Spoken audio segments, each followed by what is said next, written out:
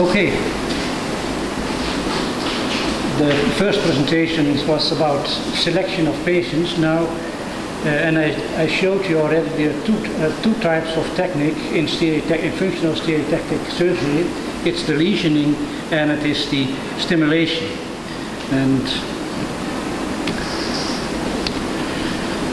the lesioning or stimulation, it is a history. It started, the stereotactic surgery, it started in about 10 years ago in London, and then it was only the technique was developed, and 42 years later it was applied for the first time in human surgery by Spiegel and Weizsäcker, and they used it for pain surgery and psychosurgery first, and later on they moved also to movement disorders. And at first it was always making lesions, and you could make lesions by chemical lesions, electrolytic lesions, mechanical, by cooling or by heating, and radio frequency. So different ways of making a lesion. Up till 1968, from 47 to 68, so in 20 years, there were about 3,800 operations, as I showed you before. And in 68, it was also the point that levodopa was introduced. So the stereotactic surgery, it's declined heavily for Parkinson's disease after the introduction of levodopa. Chronic stimulation, the brain stimulation, actually it started about in 68 in Russia with chronic intermittent stimulation for movement disorders.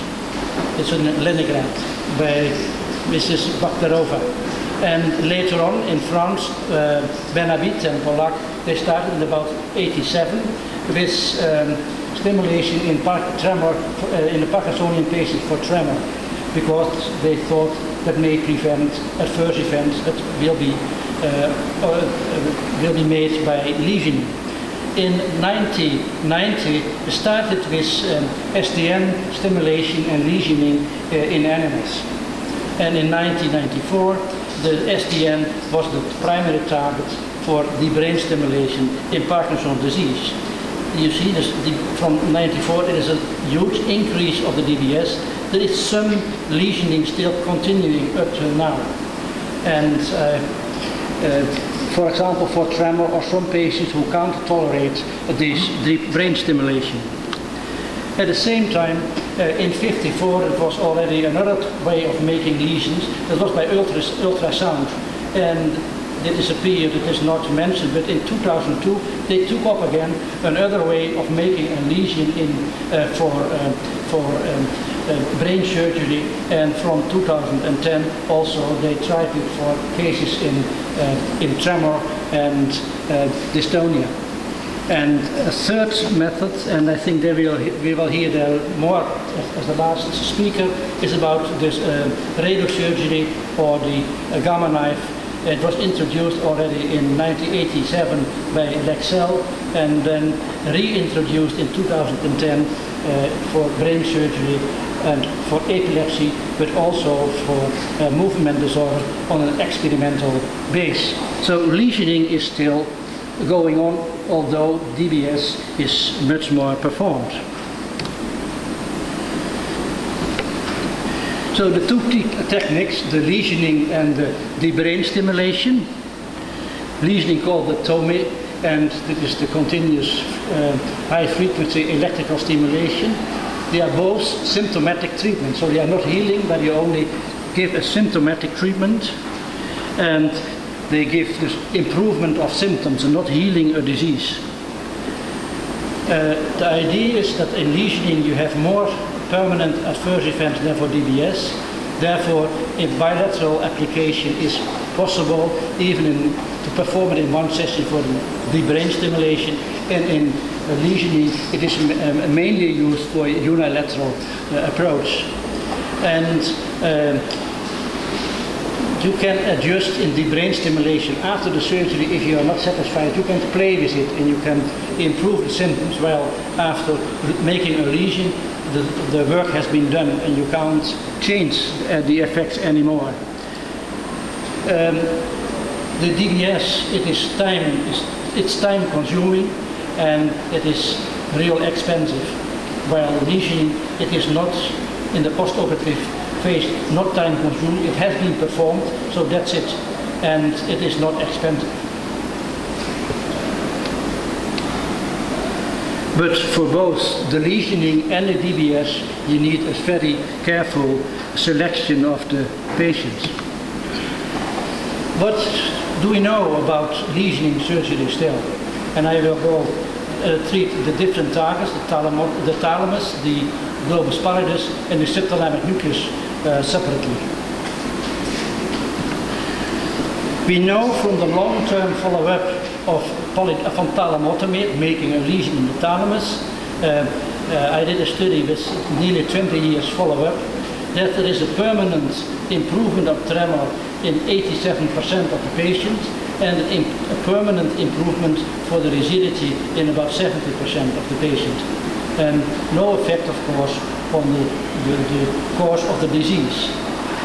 If you do it bilaterally, then you have a risk of the deterioration of the speech for about 60%. So a bilateral procedure at that time was a hazard for speech and in a lower percentage group for the postural stability. What do we more know about the thalamotomy? There is one study comparing making a lesion in the thalamus versus the thalamic deep brain stimulation, and the effect on the symptom tremor is the same before making a lesion or for the stimulation.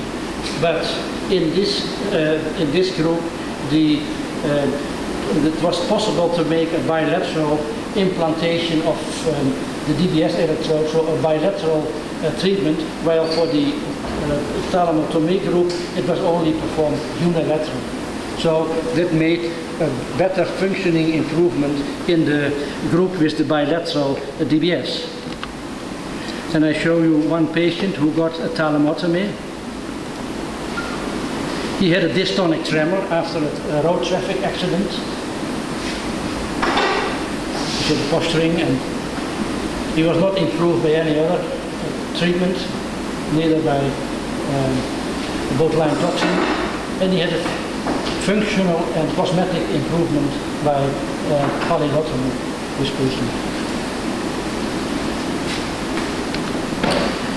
Coming to pallidotomy, for Parkinson's disease, we can use, it was used for dopa-induced dyskinesias, for the fluctuations, for rigidity, but less for tremor. For tremor it was used the thalamotomy in the early days. But these effects often diminish, the effects are lost over time, more or less. And I'd like to show you one patient. He has is a Parkinsonian patient where they started with symptomatology on the right side. You see the tremor, and you see the bradykinesia, and you see also the dragging of his leg, the dystonic posturing of the foot, and no real improvement by medication. And in this case, this patient, we did a pallidotomy, and this is shortly after surgery, and you see the tremor disappeared, his movements are much better, no more rigidity, and his walking is proper, and even he has regained his arm swing. It was in 1996, but if you see him again, and this is 7 years later, then you see there is some, he lost some of the effects of his pallidotomy, but still it is much better than before the first surgery. And you see the other side, which developed the symptomatology of the disease, is worse than the side he had the pallidotomy before. So there is some effect of the pallidotomy still, and this is the patient with the stimulation on his bilateral stimulator now. So it's possible. So what the message is, the pallidotomy, you may lose some of the effects, but it remains better than before the surgery. Coming to dystonia, the globus pallidus is the target of choice, and we made sometimes the pallidotomies. And I showed you, I think already, this lady who improved after making a lesion in the globus pallidus for the hemidystonia. And especially for unilateral syndromes or symptomatology, you may consider sometimes making a lesion. Coming to the subthalamotomy, that is the making a lesion in the subthalamic nucleus, it was, what do we know about that?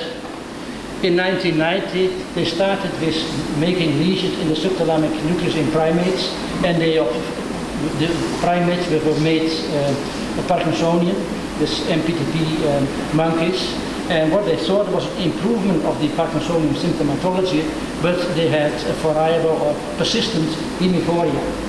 It was a problem. Then in the literature you find some publications. In 2008 in Argentina, Morello compared in a small study unilateral subthalamotomy, subthalamotomy on one side and on the other side an electrode in the subthalamic nucleus. He compared it with patients who had a bilateral lesion in the subthalamic nucleus, and he compared it with another group of patients with bilateral electrode in the STN. 1 year later, the results of a randomized controlled trial were published comparing unilateral lesioning of the subthalamic nucleus versus unilateral pallidotomy. It was a small group, only in 10 patients from the Cuban group. In 2014, there was a review of the literature, and they found 192 reported patients with unilaterally subthalamotomy, so a lesion in the subthalamic nucleus, and 65 patients who had bilateral lesions in the subthalamic nucleus. So no DBS, but lesion patient with a lesion.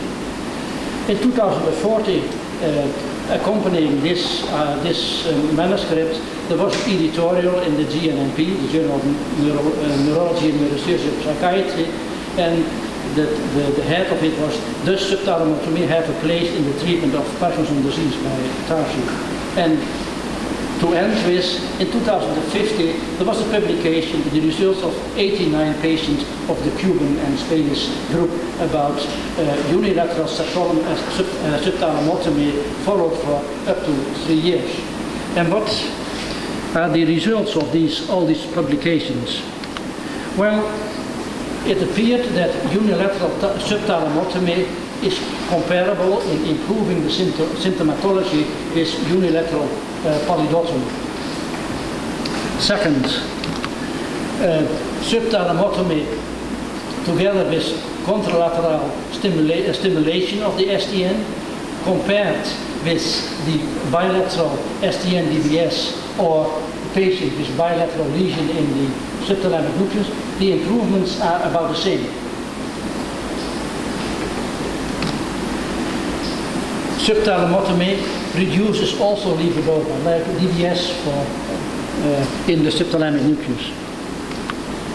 But chorea, hemichorea, was reported in about 60%. So 1 on 6 patients had hemichorea or involuntary movement of one body side, and these involuntary movement, they started directly or after some interval of a few days or even a few weeks. The mechanisms of this is unknown, but it is not levodopa, because if you stop levodopa, they will disappear, they remain. They may be transient, sometimes they wane away by themselves, but they may be permanent too. And if they are permanent, they treated them with drugs, with anti-epileptic drugs or with neuroleptic, and if it was not effective, they made a lesion in the globus pallidus even. And the conclusion from the editorial of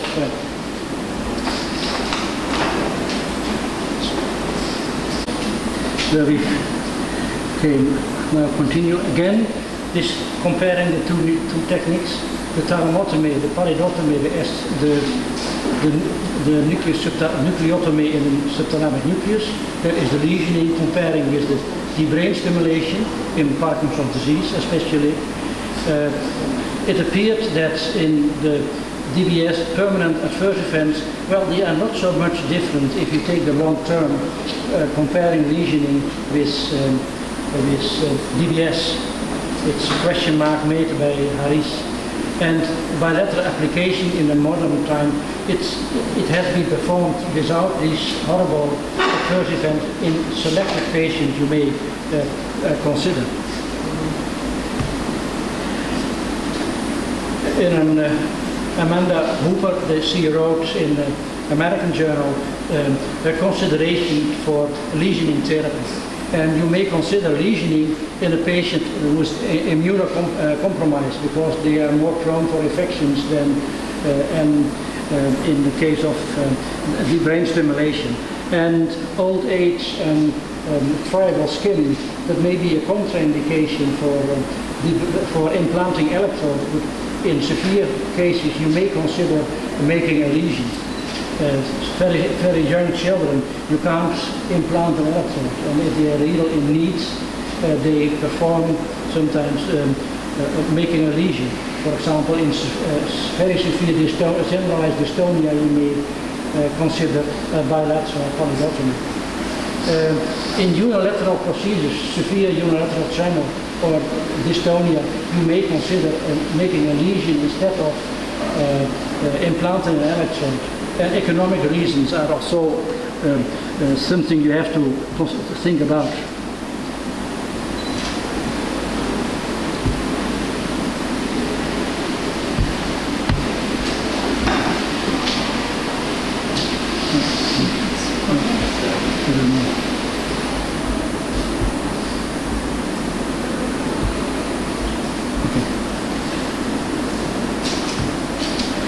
I'd like to show you this patient, and then I'm coming to the end of my presentation.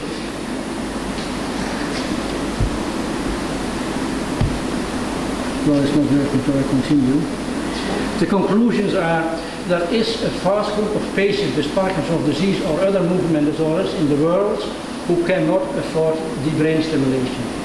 For these patients, lesional surgery is an effective and safe alternative.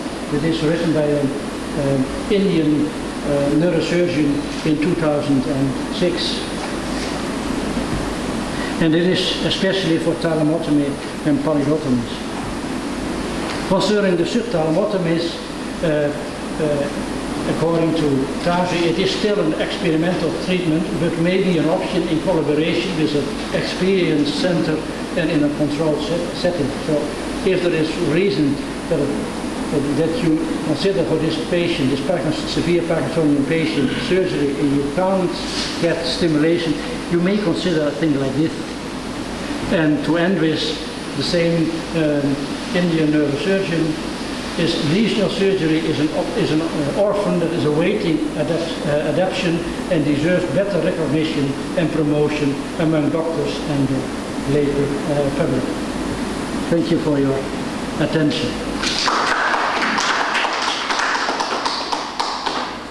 Still questions? Okay.